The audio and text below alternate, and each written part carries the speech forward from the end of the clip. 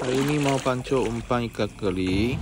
Saya guna isi ayam dipotong dahulu, kasih kipas kering sikit, basuh, campur soya bau basi 2.0, campur bau hanyut minyak cacing, 2 pisa dengan isi ayam dicampur rata dalam 30 minit. Kali ini saya guna jarum dan berambut macam ni. Saya mau buat style sate. Macam ni lebih menarik ikan, lagi dia tak dapat makan. Macam ni cucuk 4, 5, 6, 7, 8. Okey.